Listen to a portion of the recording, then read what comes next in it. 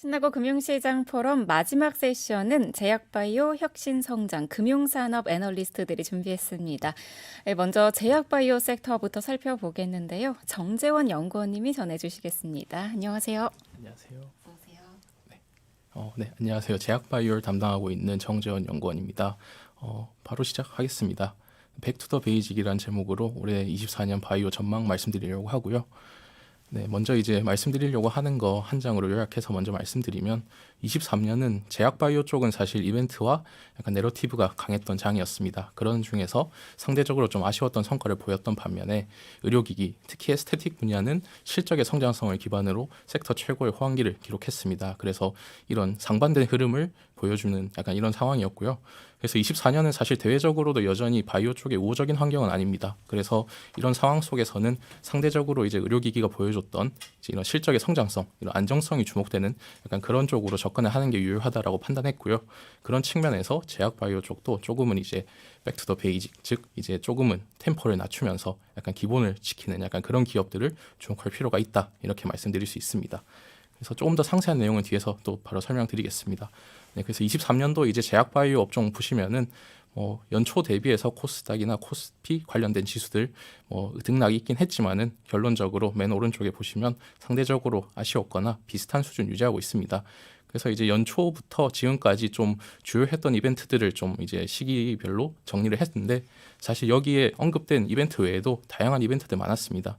그러니까 결국 내러티브와 약간 이벤트들, 약간 그걸 올해 바이오를 다 이끌었다, 이렇게 보시면 될 것 같고, 상대적으로 좀 아쉬운 약간 그런 상황에서 약간 조금은 이제 침체된 분위기가 지금 만들어진 상황입니다. 이와 반대로 이제 의료기기, 특히 에스테틱 쪽은 이제 아래쪽에 업체 매출이나 이제 영업이익 추이 보시면은 YOY로 크게 성장했다는 거 보실 수 있습니다. 그래서 실적의 성장성을 기반으로 이제 주요 기업들의 M&A 이런 또 소식이 들리면서 의료기기, 특히 에스테틱 쪽은 좀 성장을 많이 했고요. 그래서 이런 좀 상반된 흐름을 기록했다, 이렇게 말씀드릴 수 있습니다. 그래서 이제 대외적인 상황 계속 말씀드리지만 금리가 계속 높은 상태가 단기적으로 유지될 거라 보고 있습니다. 대부분 성장주 성격인 이제 바이오 섹터 특성상 이제 이런 고금리 기조는 이런 바이오텍들의 자금 확보나 이제 이런 투자 심리에 위축되는 경향이 있습니다. 그래서 이런 추세가 단기적으로 해소될 것 같지는 않다라고 바라보는 입장에서 조금은 이제 제약 바이오 쪽도 이런 이벤트나 내러티브보다는 실적에 대한 좀 접근이 필요하다, 이렇게 말씀드리고요. 그래서 첫 번째로 이제 내년을 바라보는 전략은 이제 실적 성장 기대감입니다. 지금 제시드리는 종목은 이제 어떻게 보면 불확실성이 매우 낮고 성장성은 보장되어 있는 그런 종목들이라고 보시면 됩니다. 삼성바이오로직스, HK이노엔, 비올 이 세 종목이 조금 지금으로서는 매우 안정적인 선택지가 될 거라는 판단이고요. 뒤쪽에 이제 각 기업 개별로 이제 설명을 드릴 테니까 우선은 넘어가겠습니다. 그리고 이제 소개드리는 종목은 이제 실적 성장은 기대되지만은 좀 이제 리스크가 있는 그런 종목들이라 보시면 돼서 관심 있게 보시면 좋은 종목들입니다. 셀트리온 같은 경우에는 최근에 10월에 이제 진펜트라라고 하는 이제 신제품을 FDA 허가를 받았고요. 그게 내년부터 미국에 출시될 예정입니다. 그래서 이게 기존 시밀러 대비해서 신약으로 출시되는 거기 때문에 이전 시밀러 제품보다는 높은 매출 성장을 기대되는 상황이고요. 그럼에도 불구하고 이제 합병 관련된 노이즈가 여전히 남아 있고 재고 자산을 어떻게 소진해야 될지 이런 거를 좀 감안을 해야 되기 때문에 좀 관심 있게 보시면 좋다라고 말씀드릴 수 있고, 바이오팜 같은 경우에도 엑스코플이라고 하는 제품의 저방량이 계속 증가하고 있습니다. 그래서 이 분기별 분기 성장률이 10% 이상을 이제 기록하는 추세고요. 기존 이제 출시됐던 경쟁 제품 대비해서도 빠르게 성장 중입니다. 그래서 이런 추세를 기반으로 빠르면 올해 4분기, 늦어도 이제 내년 상반기 내에는 흑자 전환을 가능한 그런 상황이고, 흑자 전환 이후에는 실적 성장까지 기대해 볼 수 있습니다. 다만 이제 SK 바이오팜 같은 경우에는 이 제품이 하나밖에 없기 때문에 상업화 파이프라인을 다각화하는 측면에서 조금 이제 공격적인 R&D 쪽 투자를 할 가능성이 높다고 판단하고 있습니다. 그래서 그런 측면을 봤을 때 수익성에 영향을 줄 수 있는 그런 요인이기 때문에 조금은 이제 주의 깊게 보시면 좋다, 이렇게 말씀드릴 수 있고, 아이센스 같은 경우는 이제 CGM이라고 하는 혈당 측정기 이쪽을 이제 국내에서 출시하는 그런 기업인데, 이게 이제 국내에 처음 출시하는 그런 제품입니다. 그래서 그거에 따른 실적 성장 기대되는 상황이지만은 국내에서 여전히 어떤 회사와 계약을 맺을지 이런 거에 정해지지 않은 상태라 조금은 리스크가 있다, 이렇게 말씀드립니다. 사실 이렇게만 말씀드리면은 제약바이오를 바라보시는 대부분 투자자분들께서 그렇게 생각하실 수도 있어요.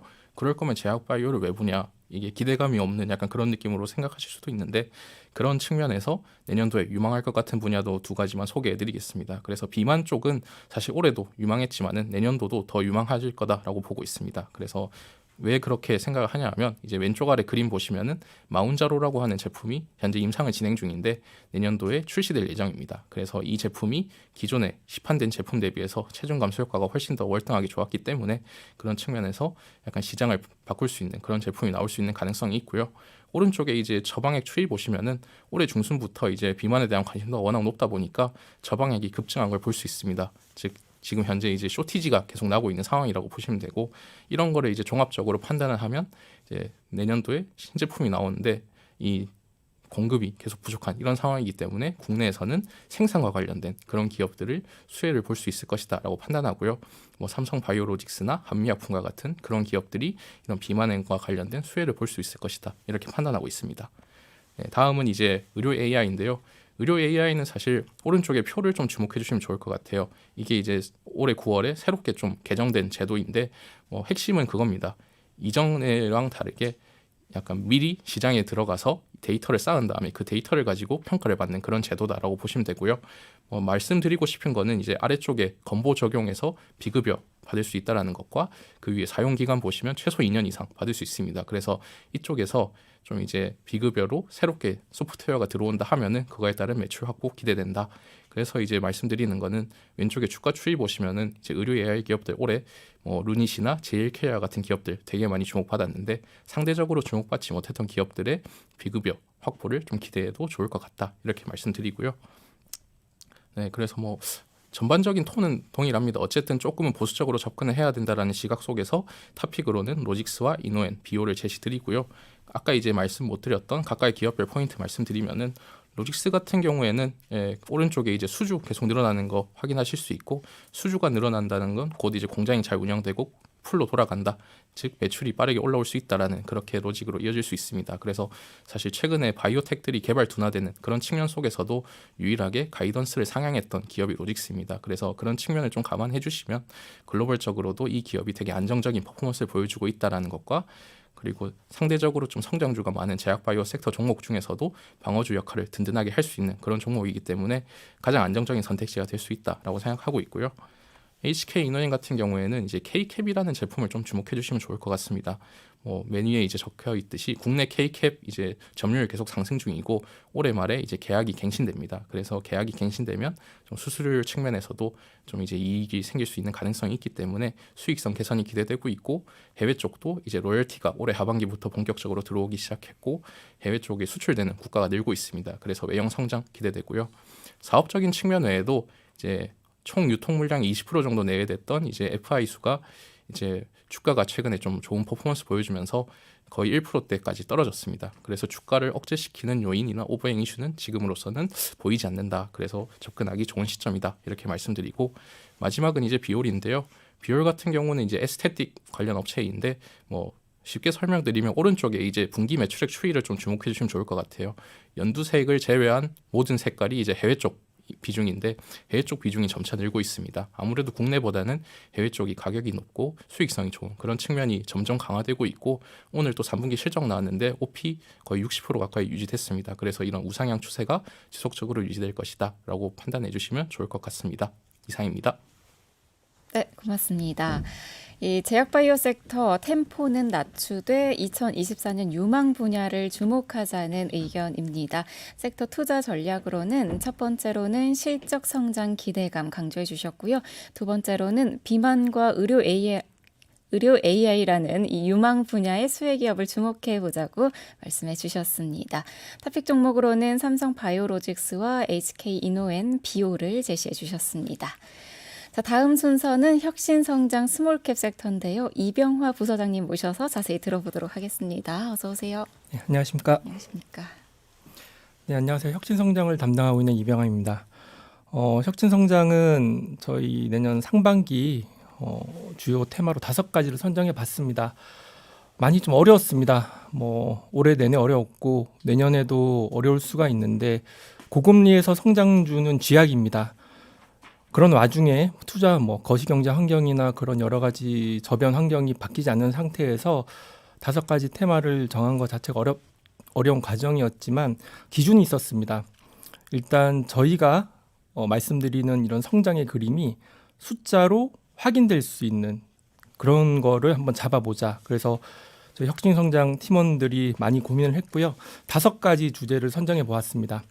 차트를 보시면 저희 5가지 순서들은 나열되어 있는데요. IT 서비스, 그리고 자율주행, 바이오 의료기기, XR, AR, 우주산업. 생소한 건 없을 겁니다. 다들 익숙하실 건데 특징이 있다면 올해 남은 하반기부터 내년 상반기까지 이벤트들이 촘촘히 있습니다.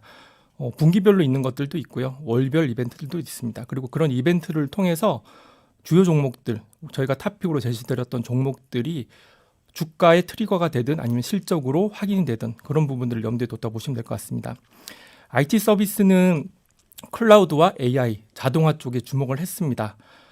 누구나 다 아는 CES라던가 모바일 월드 콩그레스 같은 큰 이벤트도 있지만 삼성전자를 비롯해 구글 그리고 애플 여러 업체들이 IT 서비스 쪽에 투자를 집중화하고 확대하는 부분들에서 수혜를 볼 수 있는 기업들을 찾을 수 있었습니다. 그리고 자율주행입니다. 다들 익숙하실 텐데 테슬라가 워낙 잘하고 있었고 곧 올해 연말이나 내년 상반기 초에는 현대차의 제네시스 G90에 레벨 3 자율주행차가 출시가 됩니다. 테슬라 외에 다른 완성차 업체들이 어떤 자율주행 모델을 출시를 하고 어떤 식으로 소비자한테 다가갈지 주목을 해야 될 것 같고요. 거기서 수혜 볼 수 있는 기업들이 분명히 있었습니다. 그리고 바이오 의료기기입니다. 앞서 저희 제약바이오 섹터에서 설명을 드렸지만 물론 여러 가지 이벤트들이 있지만 저희는 해외 시장, 특히 미국이라는 거대한 프리미엄 시장에서 실적을 낼 수 있는 기업들을 찾아봤습니다. 그리고 XR, AR입니다. IT 하드웨어 쪽에서 말씀드렸지만 애플의 비전 프로라던가 아니면 삼성전자, 구글에서 신제품을 내놓습니다. AR, XR이 신제품 하드웨어가 출시되면서 여러 가지 폼팩터 변화가 있을 것 같고요. 주가나 아니면 실적의 트리거를 받는 종목들이 나왔습니다. 우주산업입니다. 마지막으로 선정을 했고요. 우주산업은 올해 재미가 없었습니다. 가장 큰 이유가 고금리 환경에서 스타링크를 제외한 많은 업체들이 적외도 위성 발사를 많이 미뤘고요. 아무래도 여러 가지 국가 기관 산업이라던가 큰 자본이 투입되다 보니까 고금리 환경에서 취약했던 것 같습니다. 하지만 내년엔 다를 것 같습니다. 이런 부분들을 저희가 종합적으로 선정을 해서 5개의 주제를 선정을 했고요. 각각의 탑픽들도 제시를 드리고 있습니다. 오늘까지 그런 탑픽들의 종목들 개별 발간 다 했기 때문에 뒤에서 저희가 탑픽을 설명드리더라도 꼭 개별 보고서도 같이 확인해 주셨으면 좋을 것 같습니다. 먼저 IT 서비스입니다. 아까 클라우드 그리고 AI 그 자동화 쪽 말씀을 드렸는데 자율주행 그리고 각각 데이터 센터에 대한 수요가 늘어나고 있고요. 국내 환경 같은 경우는 공공기관에서 클라우드 도입을 빨리 서두르고 있습니다. 그러다 보니까 데이터 센터에 대한 수요 늘어나면서 자연스럽게 IT 서비스에 대한 투자가 이어진다 보시면 될 것 같습니다. 탑픽으로는 저희가 롯데정보통신, 삼성 SDS, 한글과 컴퓨터, 솔레임을 각각 선정을 했습니다. 롯데정보통신이나 삼성 SDS는 워낙 유명한 기업이고요. 캡티브로 각각의 그룹사를 끼고 있기 때문에 약간 재미없을 수가 있는데요. 롯데정보통신은 여러 가지 메타버스라던가 AI 투자도 열심히 하고 있고 AI 쪽에 투자를 잘하고 있는데도 PER이 10배 초반으로 SI 업체 중에서는 많이 저평가되어 있습니다. 그런 부분을 저희가 계속 주목을 해서 말씀드리고 있고요. 삼성 SDS는 따로 말씀 안 드려도 유명하죠. 하지만 삼성 SDS도 최근에 밸류에이션이 10배 초반으로 많이 빠졌고요. 그리고 물류에서 클라우드 쪽으로 그 사업의 이동, 그 무게 중심이 넘어가고 있습니다. 삼성 SDS가 지향하는 그런 클라우드의 사업 방향에 따라서 여러 밸류 체인들이 같이 동반 상승하는 모습이 나올 것 같습니다.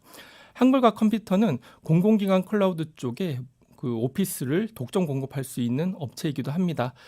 올해까지는 별도 소프트웨어 부분이 많이 정체되어 있었는데 아마 클라우드 공공기관 클라우드 도입이 확대되면서 정체되었던 본업이 성장하는 그림을 내년에 확인할 수 있기 때문에 저희가 탑픽으로 선정을 했고요.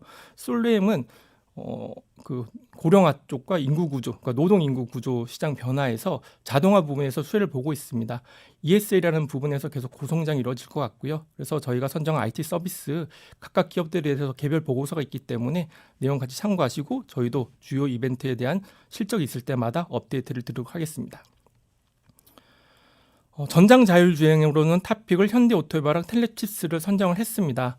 현대오토이버 같은 경우는 캡티브로 현대차가 있기 때문에 워낙 유명한 업체이기도 하고요. 좌측 표를 보시면 그 차트를 보시면 알겠지만 올해 전장 자율주행 업체 중에서 퍼포먼스가 가장 좋았던 업체입니다. 최근에 주가가 좀 빠지긴 했지만 현대 기아차의 전장에 대한 춤투율 상승 그리고 그 관련된 매출이 상승하면서 아마 주가의 복원력이 빠를 것으로 저희는 판단을 하고 있고요. 텔레칩스는 지금 70% 정도를 현대 기아차로 나가고 있지만 과거에 만약에 10개 정도의 차량용 그 자동차 안에 10개 정도의 반도체가 들어갔다면 최근에는 80개에서 90개 정도 차량용 반도체가 늘어났습니다.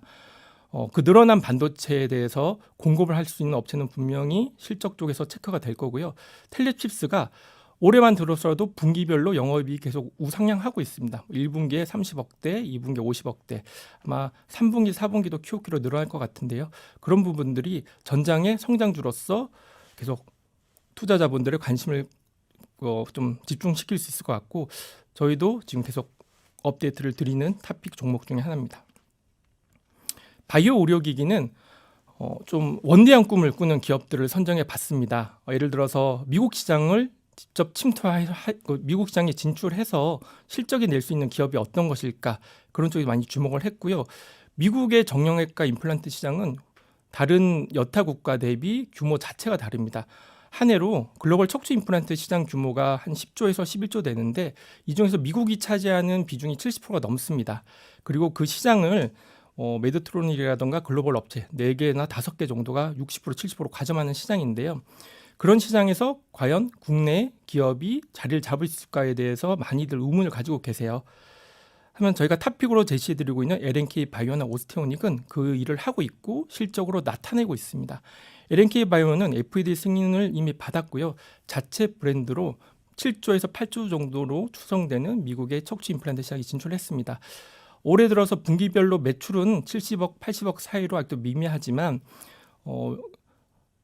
제품군들의 매출이 늘어나고 그리고 고객사가 늘어나면서 올해 4분기 그리고 내년 상반기까지 드라마틱한 실적 개선이 나올 수 있을 것 같고요. 오스테오닉은 진모나 비브라운 같은 글로벌 큰 기업들에게 ODM으로 생체 소재 그리고 정형외과 임플란트 납품하기 때문에 꾸준히 견조하게 실적이 우상향할 수 있기 때문에 저희가 탑픽으로 선정을 했습니다.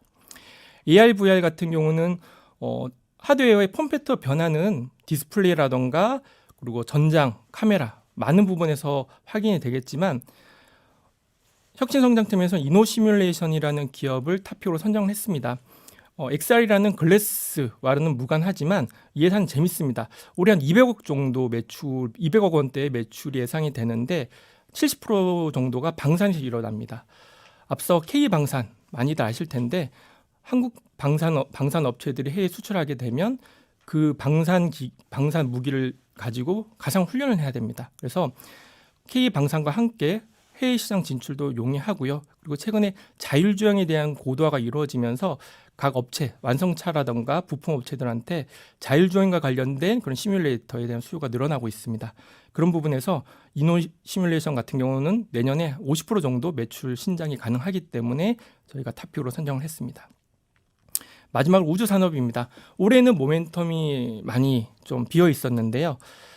미국 같은 경우는 국방 쪽의 우주 전력 예산을 많이 좀 책정을 하고 있습니다. 그리고 이제 곧 달도 다시 유인 우주선을 쏜다고 하는데요. 그런 부분들이 아무래도 전쟁 양상을 바꿨던 저궤도 위성과 드론뿐만 아니고 각국의 우주 그런 투자 전쟁이 활발화되면서 국내에서도 관련된 산업들이 많이 주목을 받을 것 같고요. 인텔리안테크를 탑픽으로 선정한 이유는 수주에 가장 민감하게 실적과 주가가 반영하기 때문입니다. 1년 정도 많이 수주 공백기가 있었는데 저궤도 위성에 대해서 하지만 아마존이라던가 원앱이 저궤도 위성에 대한 그런 그 사업을 좀 강하게 좀 다시 밀어붙인다 그러면 인텔리안테크의 수주로 확인이 될 것 같고요. 그런 부분들이 주가와 실적에 반영되면서 다시금 시장의 주도주로 자리매김할 것 같습니다. 이상 짧은 시간 동안 저 관련된 종목 말씀드렸고요. 자세한 내용은 개별 발간된 종목들 꼭 참고해 주시기 바랍니다. 이상 혁신성장 전망 발표 마치겠습니다. 감사합니다. 네, 고맙습니다. 혁신 성장 섹터에서는 내년 상반기 유망 산업으로 IT 서비스, 자율주행, 바이오 의료기기, AR, VR, 그리고 우주 산업 이렇게 총 5개의 산업을 제시해 주셨습니다. 고금리 기조 속에 고밸류가 정당화되고 성장이 숫자로 확인되는 산업들을 중심으로 미드 스몰캡 전략을 제시해 주셨는데요. 각각의 토픽 종목들도 자세히 설명을 해 주셨습니다. 자, 그럼 다음 순서 이 보험 증권 섹터로 이어가 보도록 하겠습니다. 임희연 연구원님과 함께합니다. 어서 오세요. 안녕하세요. 안녕하세요. 네, 안녕하세요. 보험 증권 업종을 담당하고 있는 임희연입니다. 먼저 말씀드리겠습니다. 보시는 것처럼 지금 보험 업종 같은 경우에는 2024년을 가보지 않은 길이라고 표현을 하고 있는데요. 이 가보지 않은 길이라고 함은 내년부터 이제 금리 상승의 이제 변곡점에 저희는 다 다를 것으로 이제 예상을 하고 있는데 이게 사실 지난 20년 동안 보험사들이 경험해보지 못한 새로운 영업 상황이기 때문에 이러한 부분에 대해서 조금 지금은 고민해볼 시점이지 않을까라고 보고 있습니다. 일단 2023년 리뷰 그리고 24년 전망에 대해서 간략하게 조금 이제 요약해서 말씀을 드리고자 합니다. 2023년 같은 경우에는 사실 지난 몇 년 동안 이제 말씀드려 왔었던 IFRS 17이 드디어 도입이 됐었죠. 하지만 이제 여러 가지 불확실성이 좀 남아있는 상황인데요. 예를 들면 계리적 가정 가이드라인이 신규로 올 하반기 3분기 실적부터 이제 반영이 된다던가 혹은 이제 상법 시행령 개정안이 아직 이제 도입이 되지 않은 그런 이제 상황이기 때문에 여전히 지금 보험사들이 배당을 할 수 있는 데 있어서는 불확실성이 남아있는 상황입니다. 다만 이제 영업 환경 같은 경우에는 굉장히 좀 좋았어요. 그동안에 우리가 지난 20년 동안 놓고 봤었을 때 거의 뭐 사상 최대 호황기라고 좀 이제 표현을 할 수 있을 정도로 영업 상황은 좋았는데 금리가 올라가면서 새로운 계약들을 판매하는 데 있어서 보험사들에게 조금 더 유리한 상황이 조성이 되었고 여기에 실제로 단기납 종신이라던가 어린이 보험 같은 상품들이 굉장히 잘 팔렸었습니다. 2024년도에도 이러한 흐름은 좀 지속될 것으로 예상을 하고 있고요. 고금리가 지속되는 동안에는 보험사들의 신계약 판매 노력이 지속될 것으로 예상이 되고 있습니다. 금리가 본격적으로 하락하기 전까지는 이러한 노력이 좀 이제 지속될 것으로 보고 있고요. 이러한 신계약 을 팔기 위해서 설계사를 지속적으로 증원하고자 하는 그런 움직임 또한 가속화될 것으로 예상이 되고 있습니다. 이 과정에서 일부 GA들의 M&A 활성화가 예상이 되고 있고요. 지금 뭐 손익 같은 경우에는 FVPL로 가지고 있는 자산 쪽에서 만약에 이제 평가 손실이 발생을 하게 되면은 여기에서는 손익 변동성이 확대될 수 있는 여지는 조금 남아 있다라고 말씀을 드리고 싶고요. 마지막으로 이제 주주환원 관점에서는 상법 시행령이 개정이 된다는 가정하에서 보험사들의 이제 배당 수익률을 근거로 해서 트레이딩 전략이 유효할 것으로 예상을 하고 있습니다. 업종 토픽으로는 삼성생명 그리고 삼성화재를 말씀드리고 있고요. 아직까지 남아있는 불확실성 속에서는 가장 안정적인 종목을 좀 가져가자라고 말씀드리고 싶습니다. 2023년 주가 흐름을 잠깐 살펴보면은 생명보험하고 손해보험하고 굉장히 좀 이제 그 차별화되는 주가 흐름이 좀 나타났죠. 아무래도 조금 더 펀더멘털이 안정적인 손해보험사들 위주로 주가가 좀 더 이제 상승을 했었고요. 이 중에서도 좀 자본력을 지금 보유한 삼성화재 그리고 DB손해보험 중심으로 주가 상승이 두드러졌습니다. 앞서 말씀드린 것처럼 신계약도 굉장히 잘 팔리고 있는데요. 지금 보시는 차트에서는 이 신계약 CSM이라고 하는 이 지표들을 봐주시면 되시는데 지금 보험사들이 가지고 있는 그 보유 계약에서 미래에 이익이 발생할 것으로 예상이 되는 규모를 저희는 CSM으로 지금 산정을 하고 있는데 이게 지난 이제 기말 대비해서 실제로 상반기에 이 신계약이 얼마나 들어왔느냐를 놓고 봤었을 때 대부분 10% 이상의 신계약을 현재 이제 체결을 한 상황 이라고 보시면 되실 것 같습니다. 단기납 종신, 어린이 보험, 간병보험 이렇게 세 가지 상품들이 좀 보험 가입 신규 가입 수요를 좀 자극을 했었고요. 2024년 같은 경우에는 핵심 변수는 결국에 금리입니다. 지금 같은 금리 상황이 유지가 된다면은 보험사들은 굉장히 이제 유리한 영업 환경을 지속을 할 수 있다라고 말씀을 드리고 있는데요. 저희 채권 전략팀에서는 2024년도 기준금리가 3분기부터 단계적으로 한 차례씩 인하될 것으로 저희는 전망을 하고 있습니다. 그래서 본격적으로 금리가 하락하기 전까지는 신계약 영업을 좀 공격적으로 할 것으로 예상을 하고 있고요. 사실 금리가 높으면 보험사들에게는 굉장히 유리합니다. 금리가 높을수록 보험사들은 보험료를 고객들에게 낮춰줄 수 있고요. 미래에 고객들에게 지급할 수 있는 이제 환급금 재원도 늘어나기 때문에 금리가 올라가면은 기본적으로 영업력이 제고가 되고 이렇게 받은 보험료들을 운용을 할 때에 채권에 주로 투자를 하기 때문에 조금 더 고위험 채권에 투자를 할 수 있다라는 측면에서 굉장히 유리한데 고금리 환경이 유지가 된다라는 가정하에서는 보험사들은 나쁠 것이 없습니다. 하지만 금리가 내려간다라고 하더라도 중금리 수준에서만 유지가 된다면은 보험사들에게는 기존 대비해서 굉장히 우호적인 영업 환경이기 때문에 지금 시점에서는 보험사들의 펀더멘털에 대해서 조금 관심을 가지셔도 좋을 것 같습니다. 이 과정에서 이제 그 GA들의 M&A 활성화가 예상이 되고 있는데요. 최근에 보험사들의 전속 채널이 좀 이제 그 이탈이 가속화되고 있는 모습이 확인이 되고 있습니다. 반면에 비전속 채널이라고 하는 GA들은 지속적으로 성장을 하고 있는 상황인데요. 지금 현재 상장되어 있는 GA들은 인카금융서비스 그리고 A+에셋 두 군데가 있는데요. 이 두 군데 같은 경우에는 지금 시장에서 굉장히 과도하게 저평가되어 있는 상황입니다.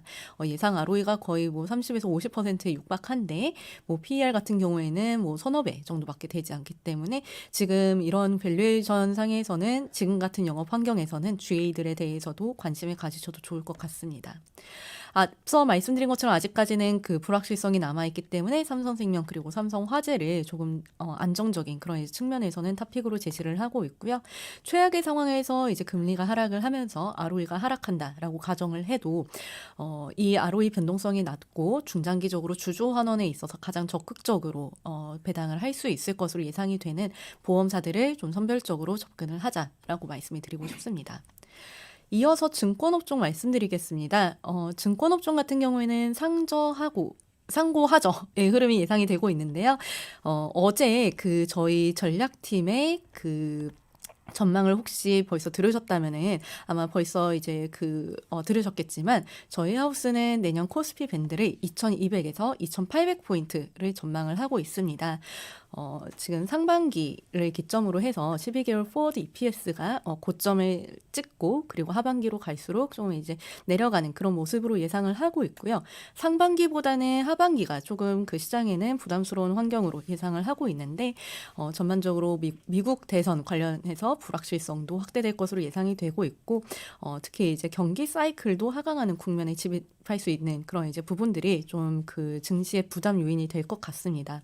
이러한 부분을 감안해서 지금 산정한 내년도 일평균 거래대금 같은 경우에는 한 17.9조 원 수준을 예상을 하고 있고요. 올해 대비해서는 한 10% 정도 감소를 할 것으로 연간으로는 예상을 하고 있습니다. 하지만 상반기가 앞서 말씀드린 것처럼 조금 더 우호적인 그런 이제 영업 환경이 조성된다라고 하면은 불리시 시나리오 쪽으로 좀 보셔도 괜찮으실 것 같습니다. 일평균 거래대금 22조 원 수준이면은 올해 상반기 정도 수준에서 조금 감소하는 정도로 보셔도 되실 것 같은데 기본적으로 올해 같은 경우에는 투기성 자금 유입이 너무 많았었기 때문에 여기에 따른 역기저 효과는 일부 있을 수밖에 없다. 다만 그럼에도 불구하고 여전히 높은 수준의 거래대금이 유지가 될 수 있는 환경이다라고 봐주시면 좋을 것 같습니다. 증권업종의 내년도 이제 특성에 대해서 잠깐 말씀을 드리자면은 결국에 내년 같은 경우에는 디레버리징이라는 단어로 함축해서 말씀드릴 수 있을 것 같습니다. 사실 금리 상승기에는 그 증권사들 같은 경우에는 최대한 레버리지를 줄이고 그 조달 비용을 낮추고 가지고 있는 이제 리스크들을 최대한 관리를 하면서 ROE 효율성을 제고하는 것이 굉장히 중요합니다. 이 과정에서 적극적인 주주환원 정책이 이루어질 수 있는 가능성을 배제할 수는 없는데요. 지금 현재 커버리지 증권사들 중에서는 삼성증권 그리고 키움증권이 상대적으로 굉장히 적극적인 주주환원 정책을 펼치고 있습니다. 배당주 관점에서 증권업종을 접근하시라고는 말씀을 못 드리지만 상대적으로 주가 변동성이 확대되는 구간에서 이러한 회사들의 주가 하방 경직성이 상대적으로 확보되어 있다라는 관점에서 지금 삼성증권의 최선호주 그리고 차선호주로 키움증권을 제시를 하고 있습니다. 네, 준비된 내용은 여기까지고요. 경청해 주셔서 감사합니다. 이상입니다. 네, 고맙습니다. 이 보험 섹터는 네, 좋습니다. 보험 섹터는 IFRS 17 도입이 완료됨에 따라서 관심이 실적과 배당으로 옮겨가고 있다고 말씀 주셨습니다. 이 금리 피크아웃 전망과 회계적 불확실성이 공존하는 가운데 이익 변동성이 비교적 제한적인 삼성생명과 삼성화재를 토픽으로 제시해 주셨습니다. 자, 다음으로 증권 섹터는 상반기 거래대금 증가를 염두에 둔 전략이 유효하다는 의견인데요. 토픽으로는 삼성증권을 꼽아주셨습니다. 자, 이제 마지막 발표만을 남겨두고 있습니다. 이 마지막 순서로 은행 지주 섹터 준비했는데요. 은경환 연구원님 모셔서 자세히 들어보겠습니다. 어서 오세요. 네, 반갑습니다. 오래 기다리셨죠? 네, 오래 기다렸습니다. 네, 저는 은행하고 지주에서 담당하고 있는 은경환입니다. 마지막 발표 시작하도록 하겠습니다. 먼저 은행부터 한번 살펴보면 올해 굉장히 많은 일들이 있었던 것 같아요. 하나씩 복기해 보시면 연초에 미국에 있는 은행들이 막 파산을 했었죠. 중소형은행들이 파산을 했었고, 여러분들이 잘 알고 계시는 그 크레딧 스위스라고 하는 유럽의 대형 인베스트먼트 뱅크도 이제 파산을 했습니다. 그런 와중에 우리나라 같은 경우는 이제 새마을금고가 약간 뱅크런 사태가 나면서 이 취약 금융회사들이 부실이 나는 거 아니냐 이런 우려가 좀 발생을 했고요. 그런 부실이 발생할 거란 우려가 생긴 배경에는 여러 차례 지금 말씀드리고 있는 것처럼 고금리나 이런 고환율 같은 것들이 이제 금융권의 펀더멘털을 좀 훼손시켰기 때문이다라고 생각을 하시면 될 것 같습니다. 실제로 우리나라 은행들만 보시더라도 NIM이라고 하는 수익성 지표는 이제 정점을 통과해서 내려가고 있고요. 대출 성장률도 가계대출 쪽에서 지속적인 디레버리징이 나타나면서 잠재 성장률 미만의 성장을 보이고 있습니다.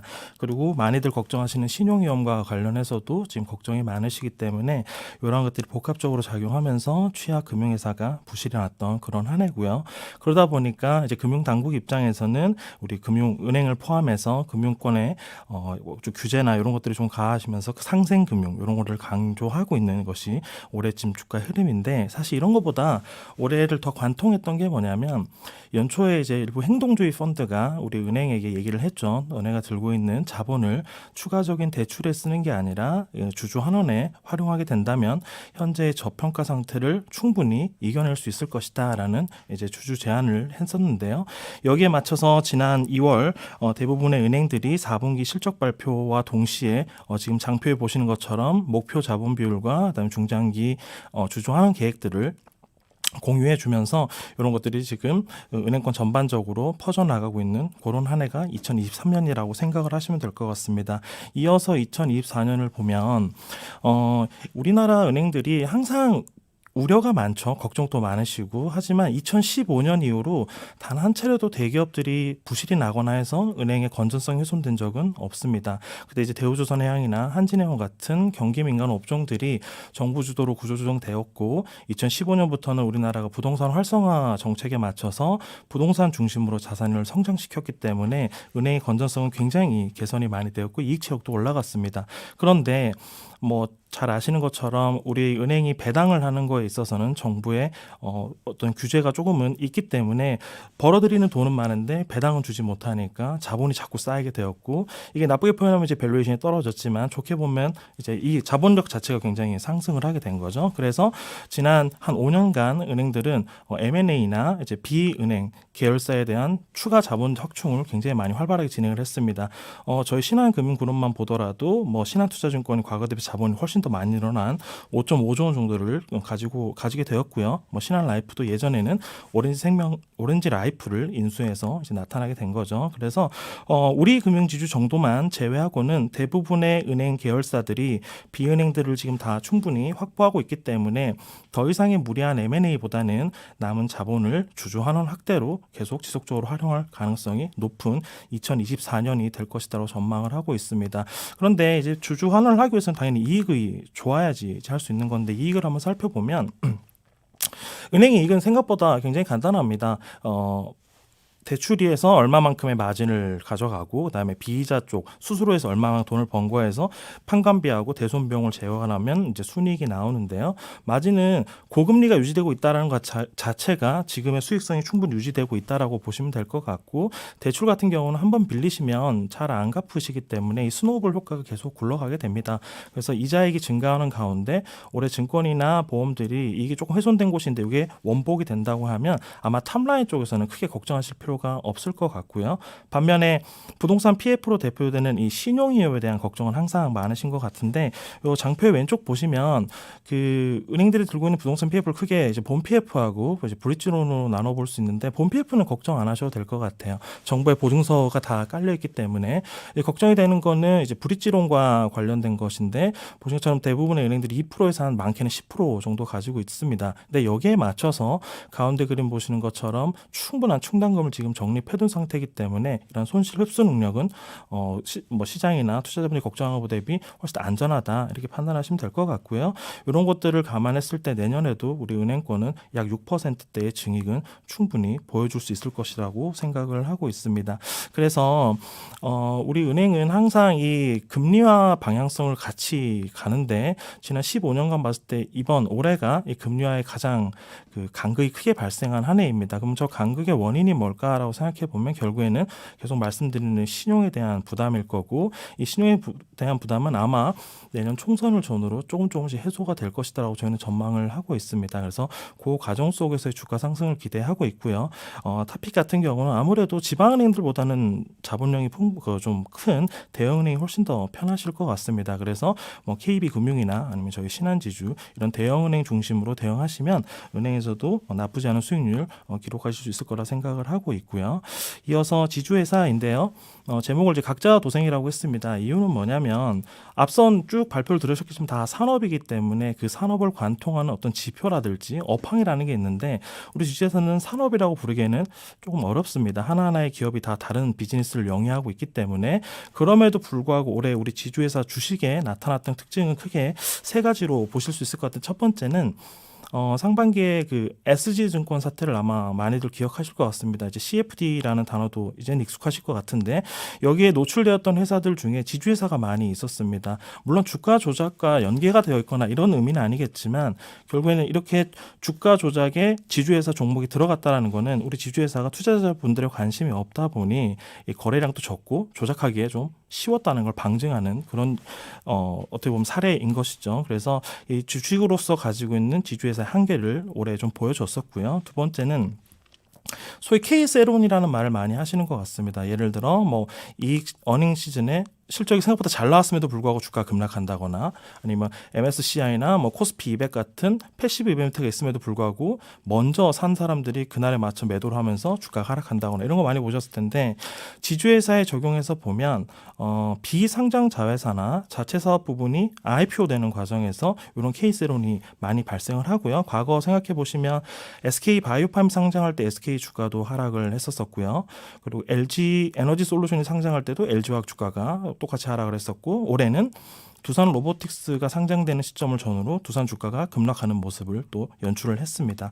마지막으로는 코로나를 기점으로 개인 투자자분들이 워낙 증시에 많이 참여하시다 보니까 훨씬 더 관심이 많아지셨고 그 높아진 관심이 이제 주주 권리를 행사하는 것까지도 연결이 되고 있습니다. 거기에 대표적인 게 이제 행동주의 캠페인이라고 보시면 될 것 같고 실제로 오른쪽 장표에 보신 것처럼 굉장히 많은 캠페인이 올해 진행되었던 그런 한 해다라고 생각하시면 되는데 내년을 보실 때 지주회사는 이걸 하나 짚고 넘어가시면 좋을 것 같습니다.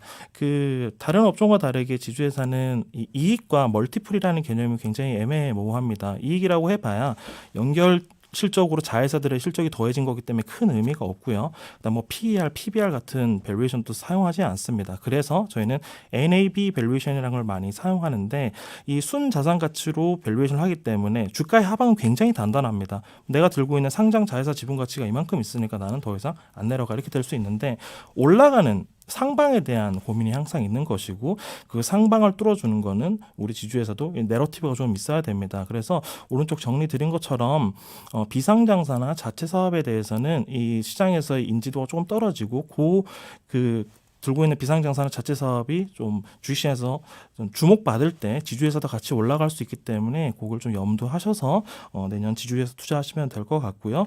또 하나는 올해 전 세계에서 가장 증시가 좋았던 곳이 일본이었는데요. 여러 가지 배경이 있겠지만 그중 하나가 저희가 보기에는 행동주의 캠페인이 들어오면서 거버넌스 개선으로 이어졌고 그것이 증시 상승으로 연결됐다라고 저희는 생각을 하고 있습니다. 그래서 실제로 우리나라나 일본이나 주요 대기업들이 대부분 성수기를 지나 이제 쇠퇴기로 들어가는 산업이 많은 만큼 보유하고 있는 자산이나 자본을 효율화해서 기업 가치를 올리자라고 주장하는 행동주의 캠페인이 충분히 저희는 발현될 수 있다라고 생각을 하고 있습니다. 그렇기 때문에 삼성그룹이나 SK그룹, 그다음에 은행 이런 대형 그룹들은 앞다투어서 이런 주저하는 정책을 발표하고 있는 것이라고 생각을 해주시면 될 것 같아요. 그래서 소위 저희가 말하는 코리아 디스카운트는 내년에 조금은 해소될 수 있는 그런 환경 속에 우리 지주회사도 밸류에이션이 좀 올라갈 수 있을 것이다라고 판단을 하고 있습니다.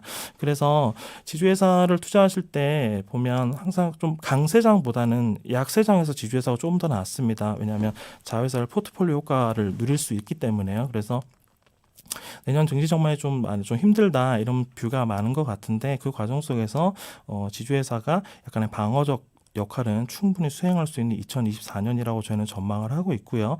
타픽 같은 경우는 보유하고 있는 자산 대비해서 굉장히 할인율을 많이 적용받고 있는 삼성물산을 추천드리도록 하겠습니다. 특히나 저희 하우스가 지금 반도체를 좋게 보고 있기 때문에 반도체에 대해서 조금의 의구심이 있다면 삼성물산으로도 충분히 저희가 볼 땐 해지가 가능해 보입니다. 그래서 삼성물산이나 좀 보유하고 있는 지분 가치 대비해서 좀 딥밸류에 있는 종목 중심으로 대응하시면 아마 수익성 방어에는 좋은 한 해가 될 것이다라고 저희는 말씀드리고 있습니다. 이상 은행하고 지주회사 발표 마치도록 하겠습니다.